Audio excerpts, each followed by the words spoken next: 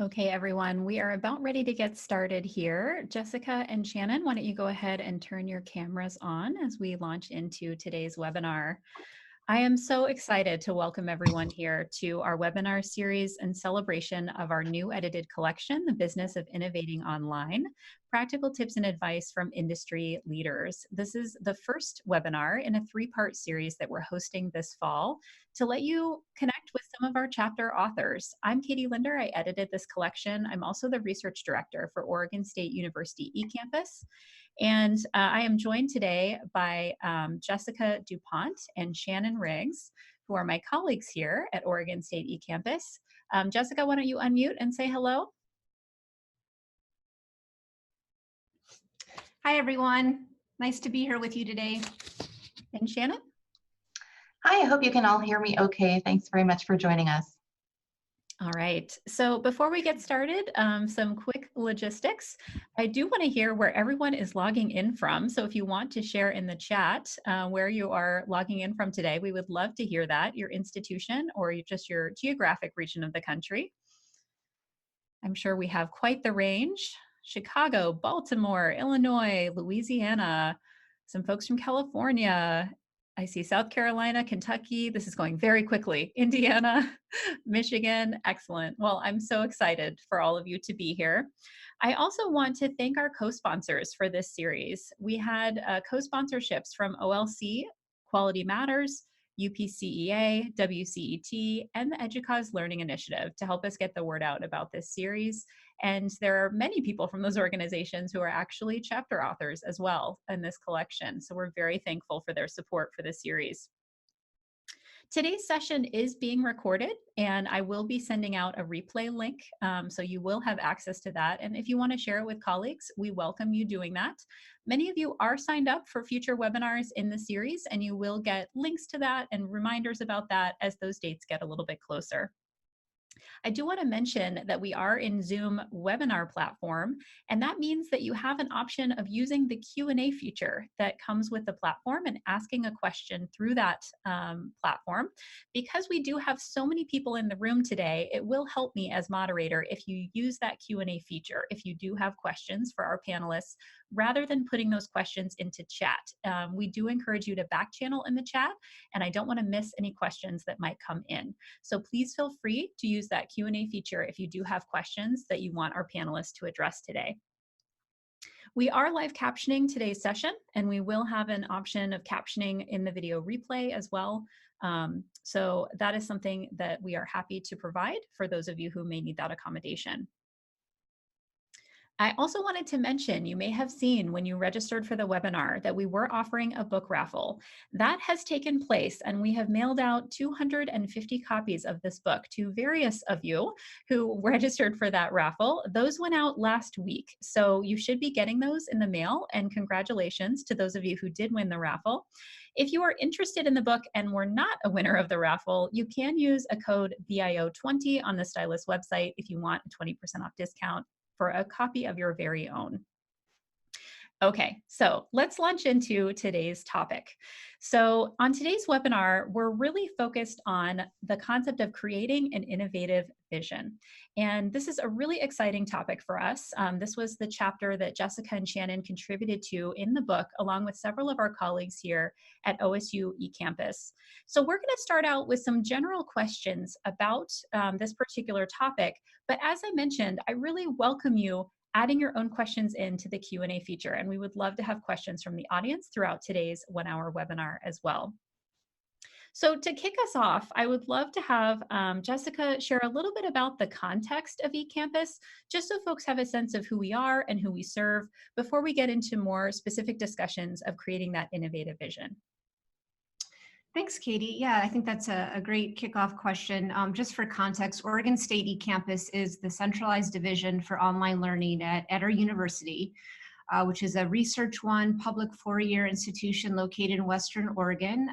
Fun fact, we're one of 2 land, sea, space, and sun grant institutions. And we're also home of the ferocious beavers. Gotta love a rodent mascot. Like many other land-grant institutions with an access mission, we were one of the early adopters of online education. offering our first fully online degrees back in 2002. But even earlier than that with more traditional distance ed technologies. And then today, as you can kind of see some of the highlights on the screen, we deliver more than 65 degrees and certificate programs online and a few hybrid at the graduate level. A large percentage of our programs focus on strength areas of the university, which are healthy planet related, including highly enrolled degrees in fisheries and wildlife, natural resources, and environmental sciences. And like many of you, who offer degrees online, our primary audience are students who have some college, no degree, adult learners. Last year, as you can see, we served over 9,700 exclusively distance students, and the average age was around 31. From all 50 states and 50 countries. I would say that still the primary motivations seem to focus around career advancement and also personal enrichment. I would say too, for Oregon State, just to put into context, we are primarily serving a more undergraduate audience.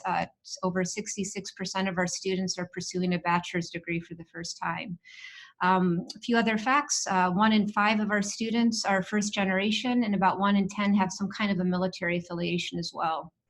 And so in addition to that exclusively online learner, another key audience for us are also campus students, although that wasn't the original intent of setting up Ecampus, because we have over 1,000 courses. Many on-campus students are opting to take online to supplement their coursework. And so that's another audience. And then lastly, a really key audience for us are faculty, and we serve faculty and academic departments. So everything we build, which has been pretty much from the ground up over years, has been in partnership with faculty and departments who want to put programs online. So the colleges hire the faculty, and then they work collaboratively with our instructional design team to actually build those courses. So in total, we're a division of about 100 staff right now, and our associate provost, Lisa Templeton, reports directly to our provost.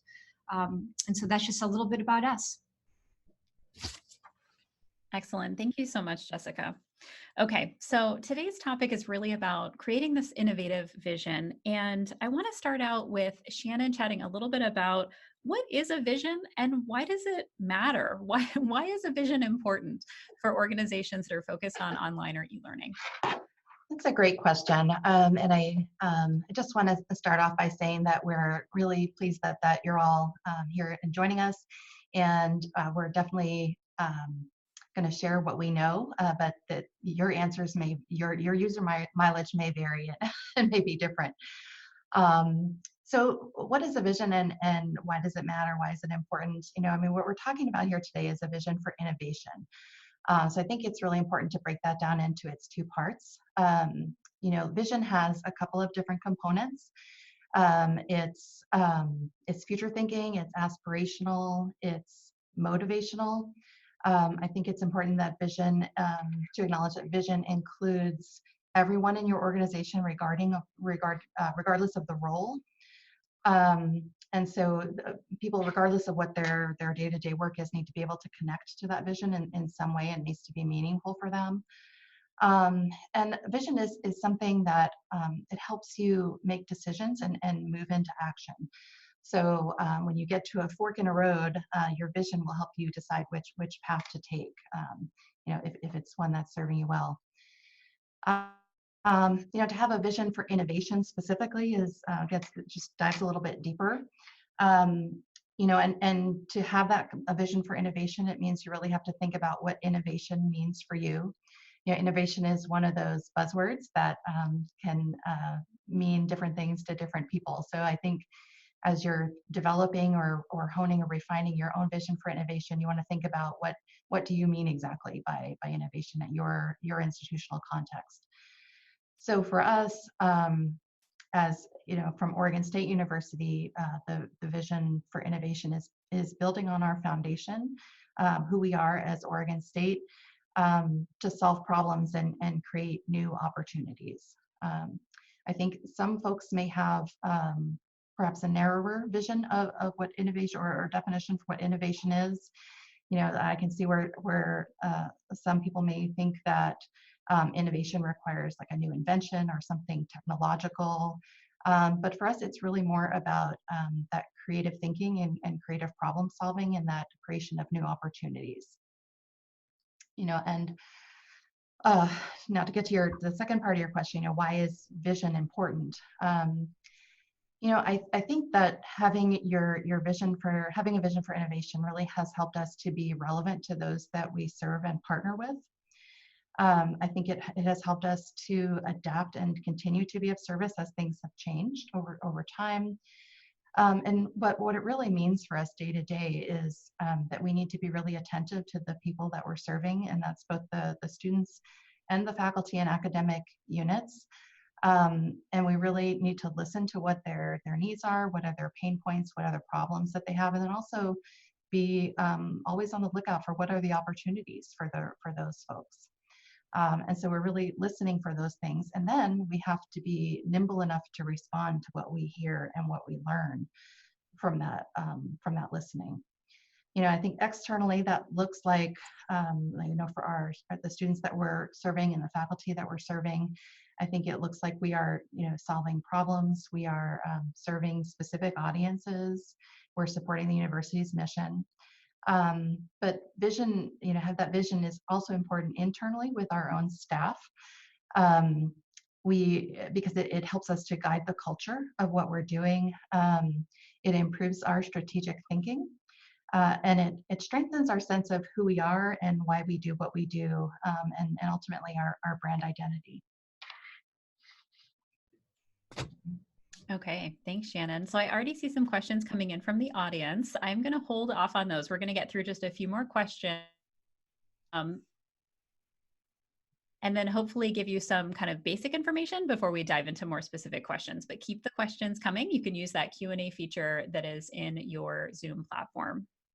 Okay, so Jessica, I would love to hear you chat a little bit more about what are some of the challenges of enacting a vision within a larger organization? And I would imagine this applies to our audience for today's webinar in a range of ways. We may have some folks here from larger institutions, but also from smaller institutions. I'm going to go ahead and share a little bit of an org chart so folks can see kind of the range of folks that we're trying to enact a vision with here at OSU. But Jessica, can you address this a little bit? Sure. Yeah, I think there are several challenges of enacting vision, really regardless of your size, but especially when you're larger. And I'm going to highlight 3 of them. But just for perspective, because the org chart that you're seeing right now reflects who we are today. But in our earlier days, or when we were fewer than 10 people, for example, it was really easy to be on the same page regarding kind of who we were, what we were trying to accomplish. You could just walk into a room and just kind of feel the vision. Online education was in its infancy, and we were trying to be revenue generating for the university and build from the ground up. It was a bit of the Wild West. And so in terms of, kind of where we came from, as online units have grown, and especially now with larger organizations like ours, I think one of the main challenges is knowing how and where to grow staff that will help enact your vision of innovation. And so at Ecampus, we've had several core units really from the get-go. And I'll highlight and kind of talk about a few of these. Our course development and training team off to the left is our largest unit, and is obviously involved in building our whole product line and portfolio. And so that makes a lot of sense. We've also had, as an inaugural unit, our marketing enrollment services team, really catering to reaching out and helping to actualize our vision of reaching adult learners, because campus was focused on traditional students. And then lastly, we've always had staff who are involved with student services and trying to make what we deliver seamless no matter how far you are. And so as I mentioned, initially self-support, we could add staff in areas where we needed to continue to innovate. But I would say that traditionally this had been in areas that we were trying to continue to build. So again, more staff in course development, to be more staff in marketing and student success.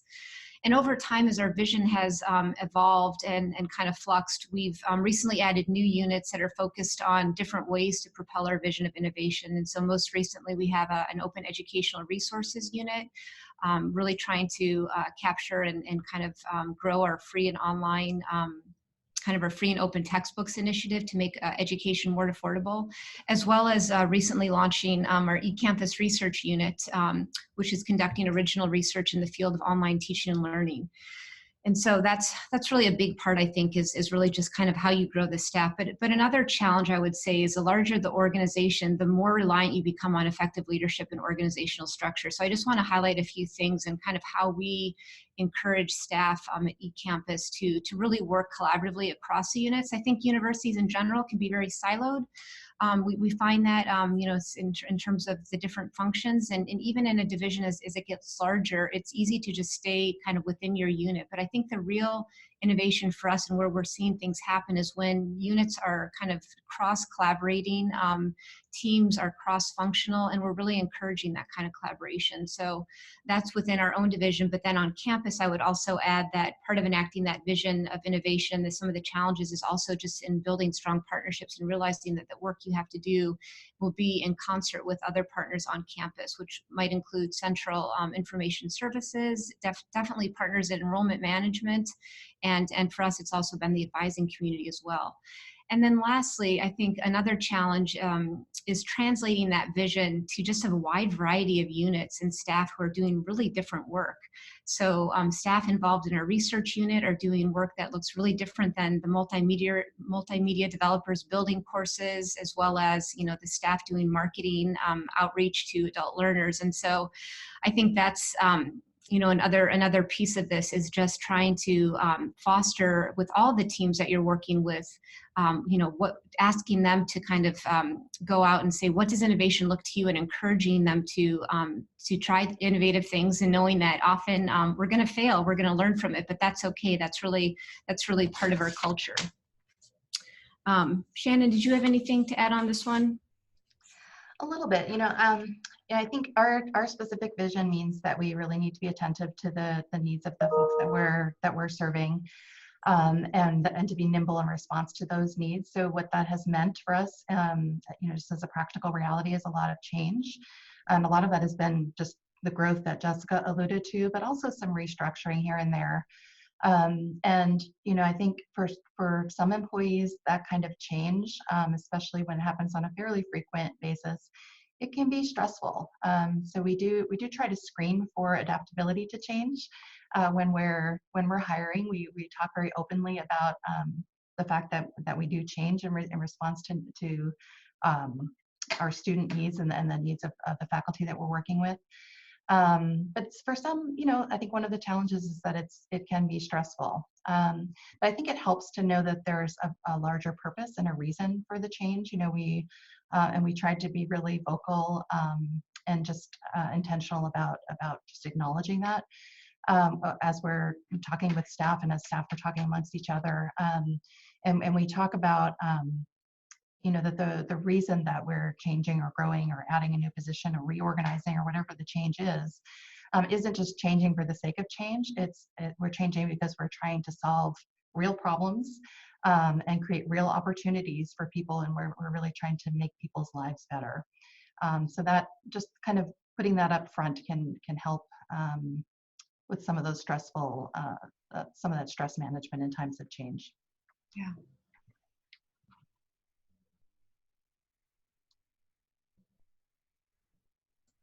Okay, thanks, Shannon and Jessica.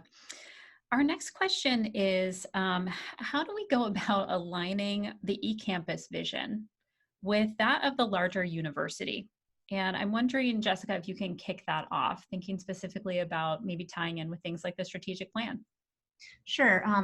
So I think there's a short answer and a long answer. I think the short answer to how you align is over time. And with intention. And so I'll talk a little bit about how we've aligned our vision over the years. And I think it's really been, again, over the years of building relationships on campus. And so I just like to highlight a few. Really for us, it's been, making sure that our vision is aligned with others who are our stakeholders. So faculty who are teaching the courses, definitely deans and department heads, any kind of new university leadership that's coming on board.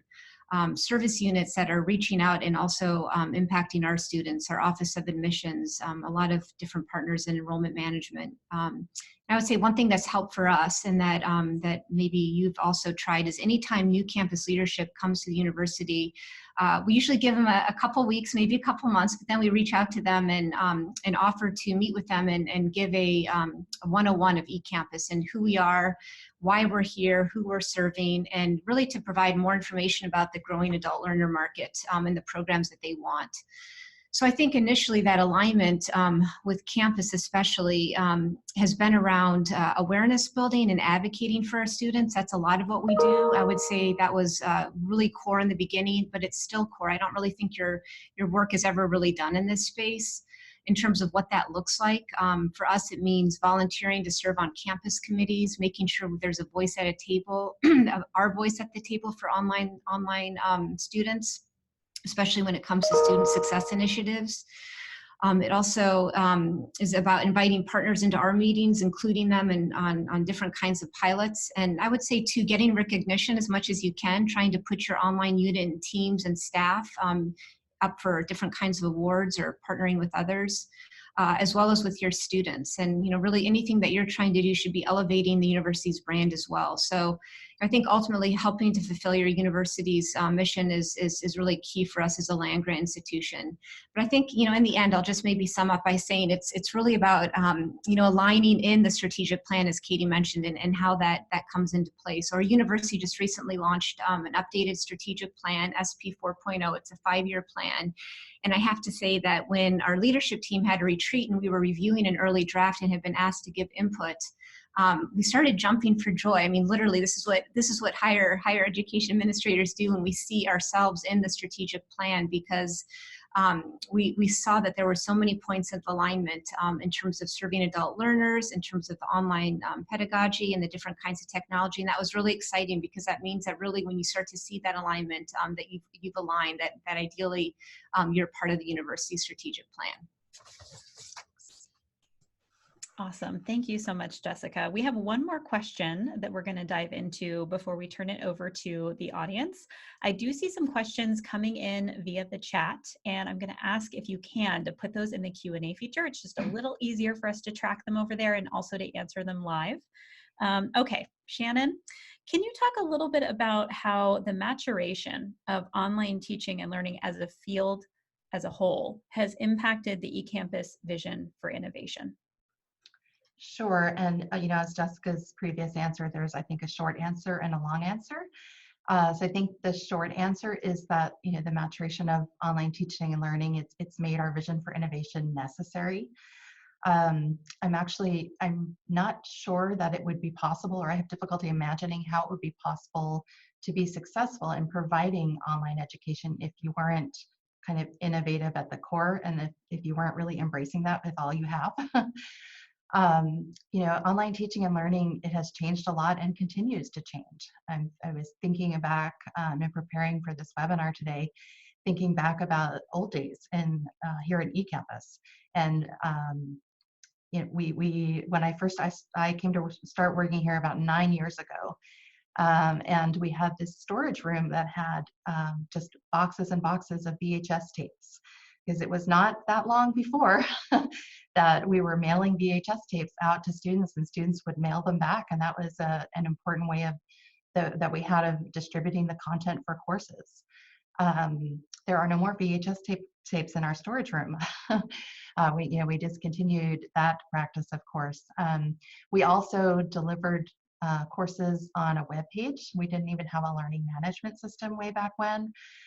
So there were definitely some like Wild West days for online education, and we were out there doing those Wild West kinds of things. But new technologies and information about what's effective online just have emerged and continue to emerge. So if we didn't have a vision for innovation and a sense of identity for who we are and what we do as an organization, that we are innovators, I'm just not sure how that would work. I think another aspect of this to think about that's really important is thinking of yourself as innovative and being responsive to change in the field at large.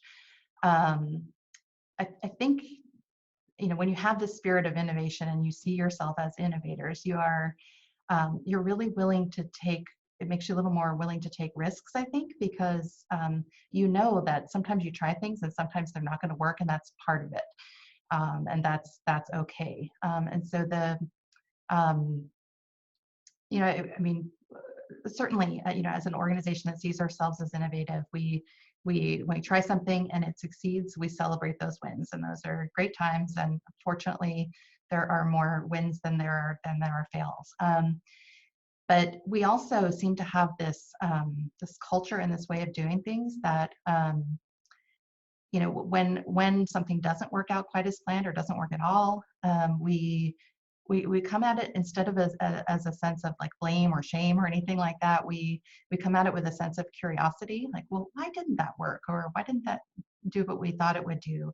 And we just don't waste a lot of time on like the morning of something something not working. We really come back with a lot of curiosity, and I think that really helps. And it if you take those kinds of setbacks or fails a little too hard, I think it makes you less likely to try new things in general, and you just become a little more risk averse. But if you accept that that's just part of it, that sometimes you're going to fail, it helps you just be a little more resilient when they don't work out. So I have an example in mind. And so one of the things to know about our organization, so on our course development and training team, we do a high level of service for faculty. So our instructional designers are partnering with faculty, and they are very hands-on, full service. We are building out the courses for the faculty member. We are helping to develop the media, captioning the media, all the things that we can do that we can take off the faculty members' plate so that they can focus on the content and the students, we do, and that is how we approach it. Well, one of the things that we tried as we were experiencing some growth, and this was a few years back, was what we call DIY course builds. So for those of you who are not fans of HDTV, DIY would be like do it yourself. And so we tried a little pilot and it was a term or two that we tried. It did not last long, I'll tell you. But we tried having faculty go through a process where they were building their own courses. And our instructional designers were working more on a consultative kind of basis. And just the results were not good. And so what happened was that the course materials were coming in late. Many of the courses were being built into the term that they were being taught, which always, you start off pretty strong, but then the quality goes down over time. And things weren't being built in a fully accessible manner. So we were having to go back at the end of the term and do a lot of rebuilding and cleanup kind of work. So we quickly set that aside. But it was interesting, and it was a good experiment for us. And we really learned from it that, okay, there is a reason why we do things the way that we do them. They work here for our faculty and our institution. And we didn't spend a lot of time worrying about trying something that didn't work. We just learned what we could from it and moved on. So that's one example, but I really appreciate that about the culture here. Awesome. Okay, thanks, Shannon. So we have a bunch of questions that have come in from folks in the audience. So I want to go ahead and turn our attention to those. So first, John asks, did OSU's eCampus start from a strategic plan, or did it bubble up from grassroots innovation? Given its current footprint now, I assume it is in the OSU strategic plan, right? Thanks for the question, John. Who wants to tackle this one? I'll start. So I would say, yes, we're definitely in the strategic plan now. And in terms of were we in the original strategic plan? I don't think so. I think what was, though, a part of the university's plan was the land grant mission, which was providing access statewide. And so we were in many ways an evolution of our extension service, which had statewide sites throughout Oregon. And that was initially how our online education came about, is because a lot of the different programs were being delivered at those sites, and they started looking at how to extend those those sites to deliver academic programs. So I wouldn't say it was holistically strategic planning at that stage, but that hails back to 1920s. And then kind of more recently in the 1980s when really distance education, with what Shannon had mentioned, those videos really started to take off. But yes, now we are included. We're really excited about that. Okay, next we have a question from Laura, who asks, I wonder where you would put OSU on a spectrum of risk aversion to risk embracing. Who wants to tackle this one? Yeah, I don't know if I can speak for OSU as a whole, but I can speak for Ecampus.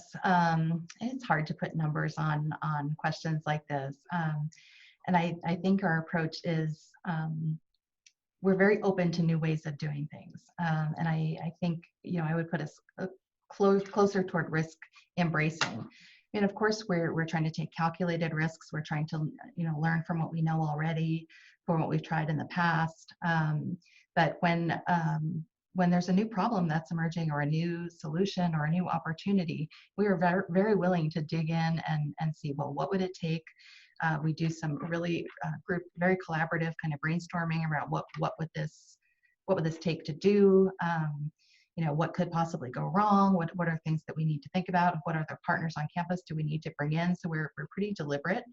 And we do it so often that it's kind of like a second nature for the way that we operate. So I would put us definitely more on the risk embracing side. And that's not to say that we are irresponsible with that or anything. It's calculated, it's measured. But you know what they say, you want to try to, if you're going to fail, you want to fail quickly, move on. And I think that's the approach that we would take. Do you have anything to add, Jess? Yeah, I just say that like most of you, I think online education, continuing ed groups have their roots in more of a startup phase or entrepreneurial. And so there is a lot of risk that happens at those early stages as you become larger, kind of more mainstream. And depending on your budget model, I think taking, as Shannon mentioned, those calculated risks comes into play. So we're currently a line item in the budget. Previously, we used to be self-support. And not to say that we don't take risks now, but we definitely have to be much more calculated about those risks and be willing to make sure that we are going to return on those kinds of investments. So that does come into play. Great question. Okay, we have another question from Aisha, who asks, can you say more about how you screen for adaptability to change? Who wants to tackle this one? I can do that. I'm afraid it's not going to be a very exciting answer. We just talk about it in the interview and say, this is an organization that changes a lot. Are you someone who's comfortable with that? And we just try to talk through.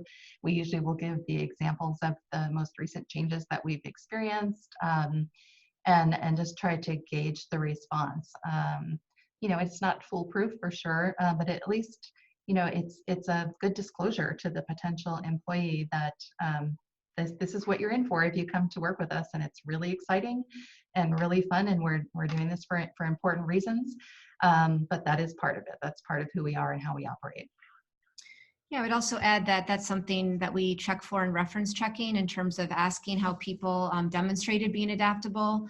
And as Shannon mentioned, we're fortunate to be able to meet with all candidates who come to campus. And I think one of the questions I ask kind of point blank is, if you're somebody who likes predictability and to come in and do the same thing every day and kind of know exactly what you're doing, this is probably not the place for you. And just to not as a scare tactic, but just really talk about it in a way that's exciting, but also you can start to read on people's faces, and some of it is nuance. It's not a exact science, but really trying to gauge someone's pulse for wanting to get on that ship. And it is going to be a fast moving ship, and just that's part of who we're trying to get on board to enact our vision.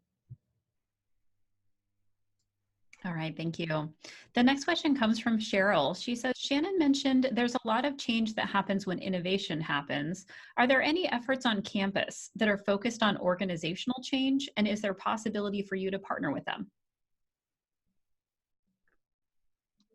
I think for the most part, we really manage that internally, but there are some resources for sure. We have an ombuds office, for one. That's always a good first stop shop when a good kind of thought partner to go there and try to think through how the change is being managed. I wouldn't say it's directly focused on organizational change, but it's certainly one of the supports that's available. Especially if there are problems that come up during a change. I don't know. Can you think of other resources, Jessica? I can't think of anything formal. Yeah, I think we also have the Impact Studio, which is trying to help flesh out business ideas as they come in, and a lot of that work is done in collaboration with our office if it has to do with extending curriculum online. But that is kind of a group who's looking at innovative ways and coming up with kind of full scale business proposals and embedding them. So that's maybe one example as well. Okay, we have a flurry of questions, so keep coming in. So I'm just kind of glancing through them here. So we have the next one from Veronica.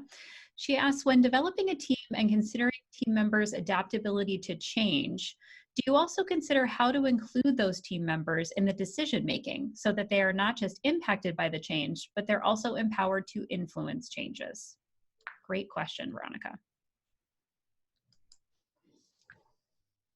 Yeah, I'll start with that. I think one of the important kind of attributes or areas that we're trying to hone throughout our organization is leadership and leading from wherever you are in the organization. And as you become larger and there's more I guess challenges in terms of how you are setting up your structure, that can be more challenging, but we're really trying to encourage individuals to work and to show that kind of leadership throughout the organization. So I don't know, Shannon, do you have maybe a couple of examples or something that would show that?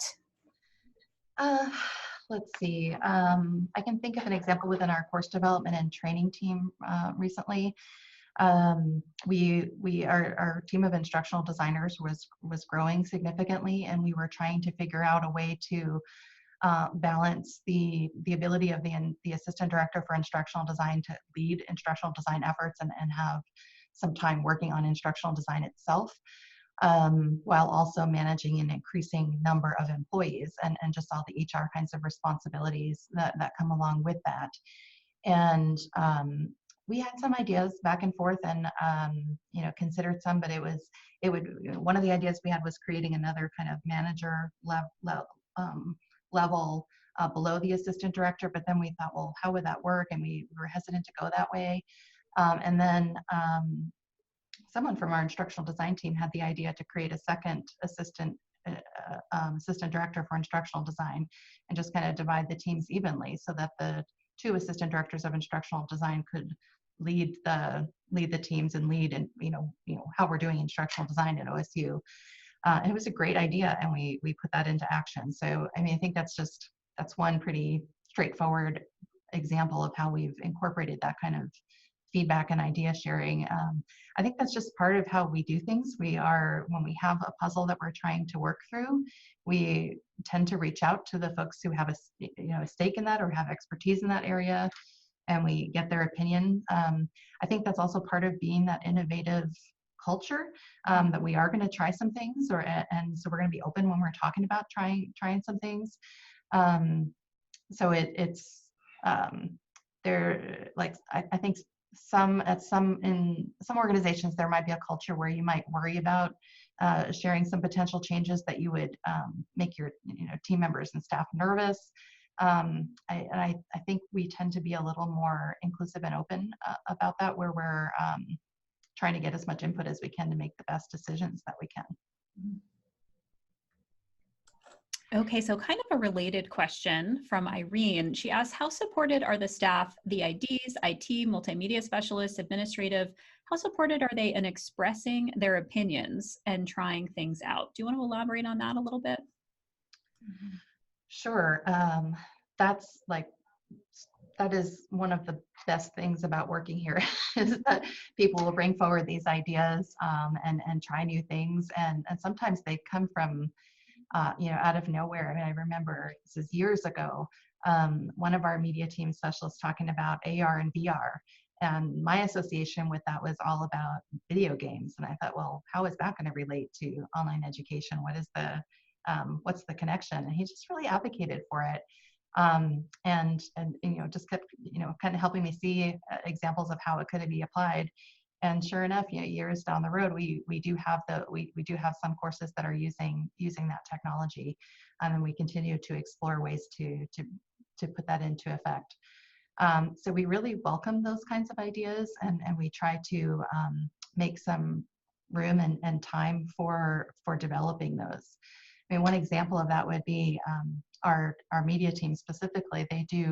They set aside some time. It could be a day, it could be a week, depending on what they're trying to work through, for research and development. So they kind of stop all the work on routine projects, and they just they do a deep dive into just trying something new and seeing what they can learn about something in a set time period. And some really interesting things have come out of those operations. So you really have to make time for that sharing and create those channels. But I think in general we're just open to that. Yeah, and I would say too, in addition to, in terms of how we encourage, I think part of the encouraging is acknowledging efforts that staff are making. So we put a lot of intention into acknowledging staff, whether it's at an all staff meeting, they're in the spotlight, showcasing a course that they built with faculty and kind of giving us behind the scenes, or it might be someone in our marketing team showing a video that they made and telling the student story. So we try to do, I'd say intentionally, a lot where individuals whose ideas, are the ones that generated in this, whether innovative tactic, are the ones actually telling the story. We also have a Slack channel, and there's multiple ways that that staff are interacting with each other, bringing up ideas. And so I think that's been exciting to see. But definitely encourage, and especially as we get larger, that's one of those things that can be more challenging, but something that we embrace. And that extends not only to the folks that work here in Ecampus, but also to the faculty that we're partnering with. So one of the most exciting things that can happen is when a faculty member brings a new idea or a new technology or a new something that we're not currently doing, and is really passionate about it and drives it forward, and we can help then kind of proliferate that across other courses. So we're kind of known as the folks who are willing to jump in and try new things like that. So I think we're kind of living and breathing that. Okay, we have a question from Monica. She asks, in addition to the research department, are the other staff members encouraged to research and attend conferences for innovation in the field and in online learning? Yeah, absolutely.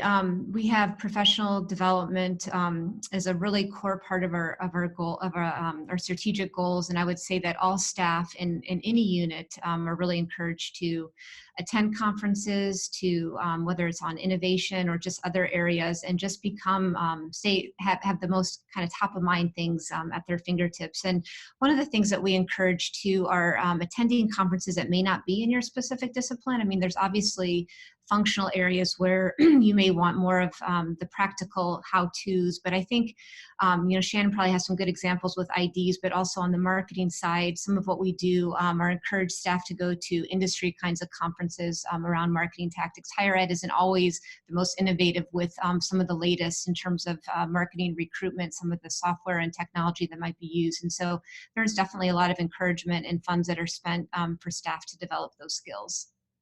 I do have a couple of examples actually. Certainly from our course development team, we send usually one person a year to a game developers conference, and it's really not focused on higher education at all, but it's always really interesting to see what kind of information comes back from those conferences and what kinds of new ideas and just the creativity that's sparked in our team. Another example would be, I'm going to forget the name of the author, but there's a really famous screenwriting teacher, author, guru who does some courses. I think his book is called Story. I'm going to remember his name. But one of our videographers went to one of his workshops recently, and it can really help inform how we're doing videography in our courses. And then for our marketing as well. There was this really amazing video that was created for a women in murder mysteries course. And it was so much fun. The faculty member and her husband actually was, they kind of staged this whole thing and they filmed it in their house. And it was kind of set up where she was kind of delivering the lecture and the information about the different kinds of women that are in these murder mysteries in this literature course. And all the while, what's happening in the story is that her husband is kind of sneaking in. He's playing a stranger in the video, but he's kind of sneaking in and he's trying to, murder her while she's delivering this lecture while she's knitting in her chair. But just the engaging way that was delivered, that it comes from those kinds of professional development opportunities, where you're just thinking about it a little bit differently, a little more creatively. And I can't help but think that is really effective for the students and really engaging for the faculty. It's really important to keep the faculty engaged as well. Okay, we have another question from Tracy. She says, I like your definition of innovation, creative thinking, and problem solving as you think about equity and equitable outcomes, and in parentheses, enrollment, retention, and graduation, which I know we're all very interested in these days. Do you have any lessons learned that you would like to share? So lessons learned about thinking about equity and equitable outcomes as they relate to innovative, creative thinking and problem solving. So I think, I don't know, that's hard to answer, but I do have one example, I guess, a recent example within the last year. I mean, where part of part of our definition, our vision for innovation is really involves that listening to the needs of our students and the needs of the faculty that we're working with and understanding what are their pain points. So I learned at a conference, I think it was about a year ago, about some inequities for veterans who are using GI Bill benefits and they're in the housing allowance. And the way that it's written and the way that it works is that if you're a student who is taking only online courses, you get half the housing allowance than if you were a student who's taking on-campus courses or even hybrid courses. And I just kind of wondered, like, well, why would that be? Online students have to live somewhere. Why is that? So I did a lot of research, did a lot of advocacy, and reached out. And ultimately, it's landed with our government affairs office, where they're doing some work on that, and we're hoping to move that needle and make that a little bit more of an equitable situation for those students. But I mean, that's just one example. So, I mean, I think we're always trying to think about the students that we're trying to reach and what are their barriers and how can we help them overcome them. Yeah, that's a great question. I would just add that I think we've learned a lot of lessons over time, especially with the nuances and the differences of the online adult learner who is not the traditional on-campus student here, and some of those. I guess for starters, have to do with things like even just graduation rates. And I think some of the terms that we throw out there and that we're using to measure success and talk about student success are rooted in things like, what is your overall graduation rate, how many years, and just making sure that everyone's aware about the path that it takes for online learners, that they're not going back full time, that they're not doing this in a traditional way. And these seem pretty fundamental to us in terms of, being in these kinds of fields where we're advocating and we are living and breathing that experience along with the student. But for campus, I would say we are constantly trying to just keep that top of mind, that our adult learners have a very different path, and the inequities sometimes are pretty real.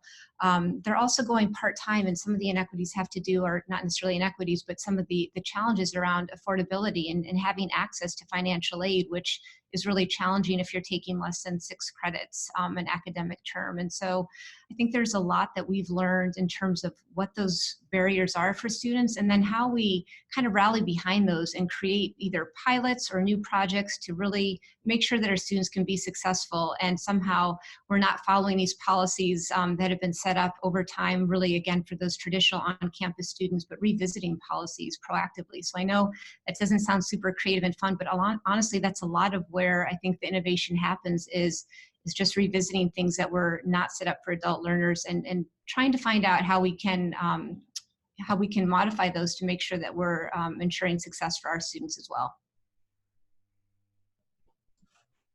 All right, excellent, thank you. So we have a question from Agnes, who asks, you mentioned listening to the needs of your stakeholders, faculty and students. What methods do you employ to connect with and hear from these groups?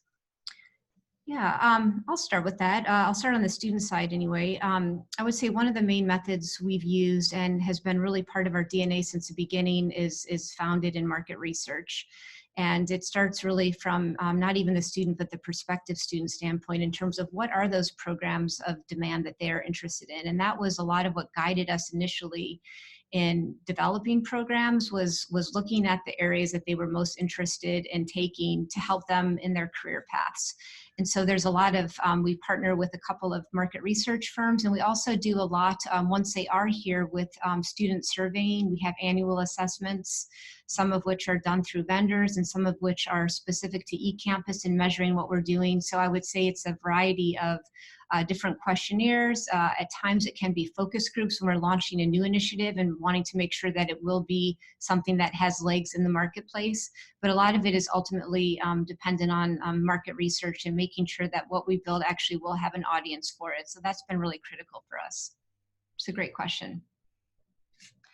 And on the faculty side, we are collaborating with faculty on courses. We collaborate over a course of 2 terms with each faculty member. So an instructional designer is their main partner in developing the course, and then other team members are brought in as necessary. So that's some pretty close work that's happening there. And the instructional designers really have their finger on the pulse of what are the pain points, what are the struggles, what are the challenges. And they have regular team meetings and report those kinds of things out and up and over and around. There's a lot of communication involved, and that's actually been one of the challenges as we've grown as an organization is really being intentional about connecting those dots. When you're a small group, it's easy to share those kinds of things, but as we've grown, we've had to be mindful that we need to really deliberately seek those out.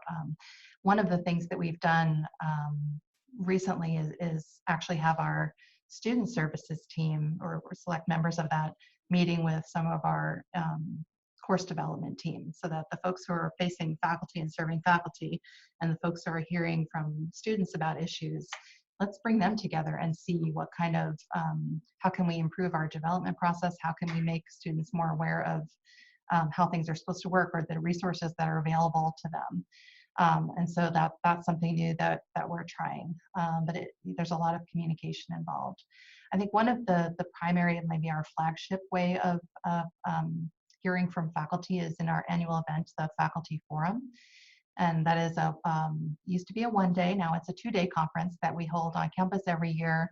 And it is for faculty, administrators, advisors who are actively involved in online teaching and learning or interested in and want to learn more about it. We have about 250 to 300 people that tend to attend that, but it is a faculty forum. We have faculty and advisors and student services professionals who are sharing out. We run 3 conference sessions, the 3 tracks that run throughout the day, so people can kind of pick and choose the tracks that they're able to attend. But that is, we gather a lot of information at those things, and the reason is the reason for it is to promote that sharing amongst faculty, but we actually learn a lot from those presentations, and often have a lot of kind of action items that come out of those. So we are pretty intentional about listening to our faculty, and it's a really important part. If we are going to be partners in solving their problems, and helping make their teaching better and learning better for students, we have to pay attention to them. That's part of the work. Okay, it's hard to believe we are getting close to the end here of our hour together. We have several questions left. I'm going to get through as many as we can. So Jim asks, is there a written vision statement for the unit that you could share? So I'm going to go ahead and pull that up on the screen, Jim. We also have a question kind of related to that about how innovation is worked formally into our vision statement, into our mission, goals, strategic plan as well. So let's go ahead and kind of wrap those 2 questions together as I pull up the vision statement to share it.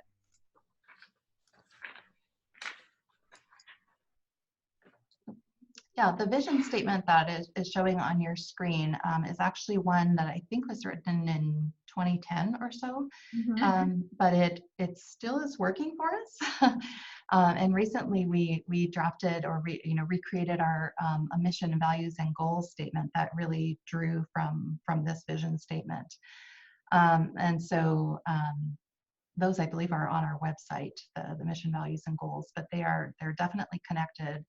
our different units, each, I mean, we have these cross-unit goals, we have goals for the whole organization, and then each unit has its own goals, and we report out on those, and we just kind of track their progress over time. Sometimes they need to be reevaluated, or yeah, we thought we were going to do that, but actually we decided something else.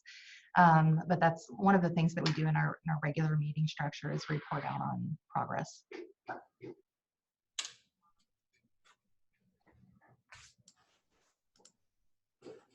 Okay, so we have a great question here from Alexandra. How do you retain or keep track of innovation ideas that may not work for that specific need, but might be a solution for a not yet defined issue or business need that could come up in the future? This is an excellent question. Boy, Is wouldn't it be nice to have a system for that? Yeah, I think it comes down to, communication. We are fortunate that we have a lot of long-term employees. So we do have some institutional knowledge that we're pretty generous with sharing. But yeah, it's just talking to folks. Jessica, do you have anything to add? I know. I think that's a great question, and I would say a lot of it has to do with just the longevity of staff, where something comes up or we're able to allude to it. I mean, and things will resurface. We've had ideas that weren't great ideas, 15 years ago, and then suddenly they'll come up and someone thinks it's a new idea, and we'll say, actually, no, we tried that, that didn't work for us, and maybe it's worth revisiting at this day and age, but here's why it didn't work in the past, and is it something that we want to revisit? But I think that's a really great point to think about, especially as you're planning for succession and other leaders coming into your organization, is how do you save some of those ideas and store them? And so I that's one of the nuggets I'm learning today, and I think that's something for us to think about more intentionally in terms of charting some of those ideas and having some kind of repository for them. It's a good question.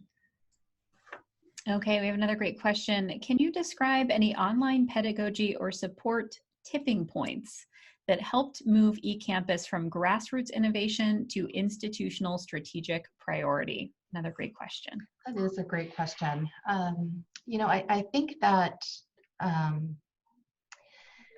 it really depends on which time. I could talk on just this question probably for an hour. But I think I think our revenue share plan was important to begin with, and so that the colleges were benefiting from the eCampus tuition structure. But that's not a pedagogical kind of thing. But early on, I think when there were concerns about, or there were more concerns about quality of online education, I think one of the ways that we address that is just really being very open with our commitment to quality and our commitment to supporting faculty and creating quality learning experiences.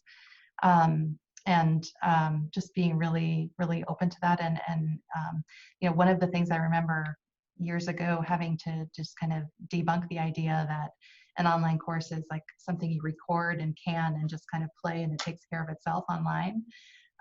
So as you're bringing more and more new faculty online, just kind of letting them know what to expect, and let them know that that's not what online education is, and really paint the picture for them. And I think one of the important things that we did to really, really cement that understanding of what online education is for faculty is we made a required training for developing online courses, and we put it online. So faculty were able to experience the online course from the student perspective, which of course gives you this whole other view of how what you're doing in the LMS and facilitating the course, how that comes across to students. So I think that putting faculty in that student seat was probably the biggest lever that moved the most. Yeah, and I would say too, this is probably fairly obvious, but the day that all courses at Oregon State University were part of a learning management system, I think was also part of that tipping point. Suddenly, even if it was a site-based course, it still had a shell of an online course in a sense. And so I think students today are used to having and interacting, even in their site-based courses, with different kinds of online technology that has helped online education become a lot more mainstream, and also for faculty. So I think that's another piece as well, which is probably inherent in most campuses. And I think I would be remiss not to mention the research unit that Katie directs for eCampus. And, you know, having a commitment and some dedicated staff time and support for faculty who are, number one, wanting to learn more about the research that's out there. And so the research unit is creating tools like the online learning efficacy database, where faculty can look for studies that compare the efficacy of their courses in according to different modalities, and search by a number of factors. Katie can say more about this. And then having support for faculty who want to do research in online education, doing our own independent research in online education, and just being part of that in a very research forward kind of way resonates with staff at an R1 institution. Do you have anything more you want to add about the research unit, Katie? You know, we did have a couple questions come in about this, Okay. and we are very close to the end of our time. So I'm putting contact information up on the screen. Shannon and Jessica, we still have 18 questions that we haven't gotten to yet. So I want to let people know, if you have questions that you want to direct to Shannon or Jessica, their email addresses are here. Unfortunately, we are not going to be able to get to everyone's questions today, and I apologize for that. There were several questions that came in just about the logistics or general details about eCampus. And I would encourage you to reach out to Shannon or Jessica if you have those questions. And my contact information is not on here, but you can absolutely find it on the ecampus.oregonstate.edu/research page, which is where you can find more information about the research unit if you want to contact me directly. I do also want to remind folks that we have a couple upcoming webinars with other authors from the series. So you are going to hear from, click through here. In October, we have a webinar on leading innovation on your campus. And this is with Tom Cavanaugh from the University of Central Florida and Luke Dowden from the Alamo Colleges District, who wrote a chapter specifically on this topic for our collection. And then a little bit later into the winter in December, we have a webinar on innovative financial models. And this is going to be with Rovi Brannon from the University of Washington, with Lisa Templeton from our own OSU eCampus, and then with Nelson Baker from the Georgia Institute of Technology about their chapter on innovative financial models for online education. So I hope that you will join us for these upcoming webinars. You can learn more about the webinar series and register for any of these webinars at ecampus.oregonstate.edu/bio for the Business of Innovating Online. Again, our edited collection that we're so excited to share with you about actionable ways that you can create more innovation within your e-learning and online organizations. I'll be reaching out in the next 24 to 48 hours with a replay video for this particular webinar. And I want to thank you all again so much for joining us and encourage you to reach out to us if you have any additional questions. So thanks so much, everyone.